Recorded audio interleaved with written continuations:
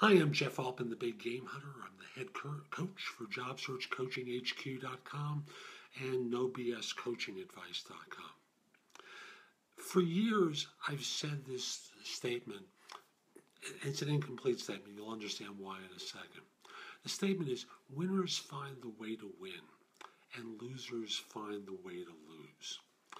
And, I would always continue on by saying, and one of the ways that winners find the way to win is they know that losers are going to find the way to lose. That's an advantage that's built in to being a winning team, organization, person, whatever measure that you're using here. The interesting thing is, I've never really spoken about what precedes that, and that is the run-up and the learning to being a winner. Because it just doesn't happen instinctively. There's a lot of effort that goes into it and a lot of learning. It's not like, just to use a sports example, Michael Jordan was a little baby and was handed a basketball and could dunk. Obviously, there was some physical development that had to take place and some practice that occurred. And a lot of mistakes and a lot of persistence that needed to occur in order to develop that winning attitude, the one that would say, I will not be defeated, period. For most of you, what happens is you think it happens instantaneously and that you need to just arrive, a winner, perfect, and nothing could possibly go wrong, and nothing could be further from the truth.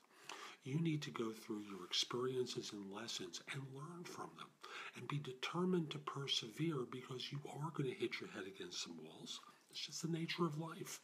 And you are going to make some mistakes, again, part of life, and you need to learn from it and persist.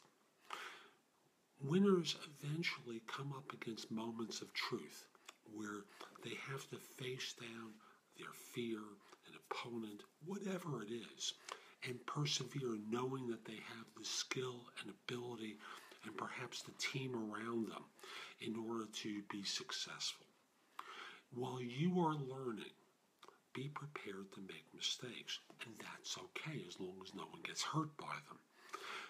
But just keep going at it. Just keep pushing yourself. I remember there was a sports coach who would talk about how every time, he was a football coach, every time one of his cornerbacks was beaten by a receiver on a long ball downfield, he would always pull up with a limp, and he would call that the loser's limp.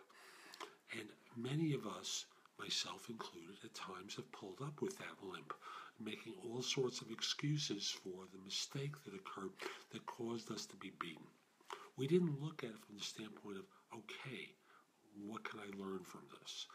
I approached it for myself, and I know for many others as well, because I hear it all the time, with the circumstances were set up for my failure, it was awful, and a lot of different blame gets assigned, including to oneself. But the idea is looking at things without any sort of judgment here. Okay, I made a mistake. This is how I got beaten. Let's figure out how to do it differently next time. That's the attitude that helps you win, not the self-flagellation. What does that do? What does that really do? Just hurts you and makes it harder to be resilient. You got to persist, and that's how you become a winner. I'm Jeff Altman. If you're interested in coaching, reach out to me. I'd be happy to work with you. If it's around job search, the site is JobSearchCoachingHQ.com. If it's about other things, NoBSCoachingAdvice.com. Have a great day. Take care.